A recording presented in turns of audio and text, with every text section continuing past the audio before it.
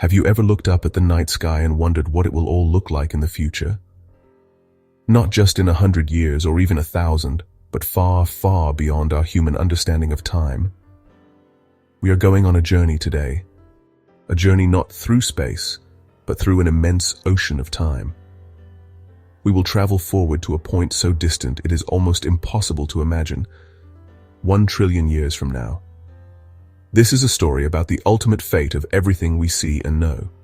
It is a story of stars, galaxies, and the very fabric of the cosmos as it ages and transforms into something entirely new and breathtakingly different. Thinking about such a long timescale can feel overwhelming. Our lives are so short in comparison to the age of the Earth, let alone the universe. Yet this very thought process is what makes us human. We have an unquenchable curiosity, a deep desire to understand our place in the grand cosmic story. To understand where the universe is going, we must first appreciate where it is right now. Today, in the 21st century, we live in a truly magnificent era. The universe is about 13.8 billion years old, a middle age of sorts where conditions are just right for complexity and life. When we look out into space with our powerful telescopes, we see a cosmos teeming with activity. There are hundreds of billions, perhaps even trillions of galaxies scattered across the vast expanse. Each of these galaxies is an island of stars, containing hundreds of billions of suns. Our own home, the Milky Way, is just one of these countless stellar cities. This current cosmic age is often called the stelliferous era, which simply means the era of stars. It is a time when the universe is brightly lit. Stars are constantly being born from giant clouds of gas and dust, shining brilliantly for millions or billions of years. These stars are cosmic engines, creating heavier elements inside their fiery cores and then scattering them into space when they die. Let's begin by zooming in on our current cosmic address. The universe we observe today is not just a random scattering of galaxies. Instead, it is organized into a magnificent and intricate structure known as the cosmic web. Where these filaments cross, they form dense knots, and it is within these knots that we find the great clusters of galaxies. Our own Milky Way galaxy resides in a much quieter, more suburban part of this cosmic structure. We are part of a small gathering of about 50 galaxies called the Local Group. It is dominated by 2 large spiral galaxies, our own Milky Way and the slightly larger Andromeda galaxy. The rest of the members are smaller dwarf galaxies like celestial satellites orbiting the 2 giants. For now, gravity is the ruling force in our neighborhood. It holds our local group together, preventing its members from flying apart due to the universe's expansion. In fact, gravity is pulling the Milky Way and Andromeda closer together. They are on a collision course, set to merge in about 4 to 5 billion years, forming a new, much larger galaxy. Stars are not born alone. The same process that creates a star also sets the stage for the formation of planets. A significant amount is left swirling around the newborn star in a flat, rotating disk.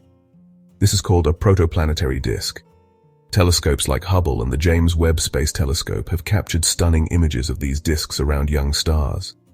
Within this spinning disk, the process of planet formation begins. It starts small. Tiny dust grains no bigger than particles of smoke begin to stick together. Over time, these clumps grow larger, from dust bunnies into pebbles, and from pebbles into rocks. As they grow, their gravity increases, allowing them to attract more material. Countless collisions and mergers gradually build larger and larger objects. In the inner part of the disk, where it is warmer, these embryos are made mostly of rock and metal. They collide and merge over tens of millions of years to form the terrestrial planets. Further out in the disk, beyond a point called the frost line, it is cold enough for ices to remain solid. They became so massive that their gravity was strong enough to capture huge amounts of gas. This is how the gas giants were formed. Hence, our own Milky Way has grown to its current size by eating many smaller dwarf galaxies over its lifetime. We can still see the stellar streams and remnants of these past meals orbiting our galaxy today.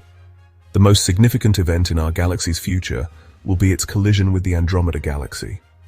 In about 4.5 billion years, these 2 giant spirals will begin a long process of merging. The immense gravitational forces will trigger a massive burst of star formation as huge clouds of gas are compressed. After the fireworks die down, the 2 galaxies will finally settle down and merge completely. The result will be a new, giant elliptical galaxy. As we journey forward in time, past the merger of the Milky Way and Andromeda, we enter a profoundly different cosmic era. For the first few 100 billion years, our newly formed supergalaxy will still flicker with the light of new stars. However, the raw materials for star birth are a finite resource. The cosmic stellar nurseries are slowly running out of fuel and closing down for good. Imagine a grand cosmic sunset, unfolding not over hours, but over hundreds of billions of years. The universe will have become a vast, dark, and mostly empty void, punctuated by lonely, isolated island galaxies. From our vantage point within the Milky-Way supergalaxy, the rest of the universe will have effectively vanished. Every other galaxy will have been carried away by cosmic expansion. They will have crossed the cosmic event horizon. The sky will be devoid of any external galaxies. Our galaxy will be an island of matter in an infinite, expanding ocean of darkness. At the heart of our dark, ghostly Milky-Way galaxy lies its ultimate ruler, the supermassive black hole. This object now dominates the galactic center.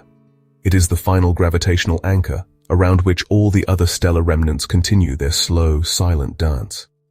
In the degenerate era, the supermassive black hole is the most significant object in the galaxy. Its immense gravity dictates the long-term fate of everything that remains.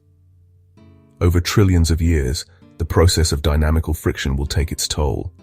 As heavier objects move through the sea of lighter white dwarfs, they create gravitational wakes. This interaction slows them down, causing their orbits to decay. They will slowly spiral inward toward the galactic center. One by one, over countless eons, the most massive remnants will be delivered to the supermassive black hole. Each time one is consumed, the central black hole grows larger. Even the white dwarfs are not entirely safe. Gravitational interactions can occasionally send one on a path towards the central monster. As a white dwarf gets too close, the immense tidal forces will rip it apart. This would create a spectacular accretion disk of superheated material. Eventually, the galaxy will have been hollowed out from the inside. All that will remain is the colossal black hole at the center, surrounded by a very sparse halo of distant survivors.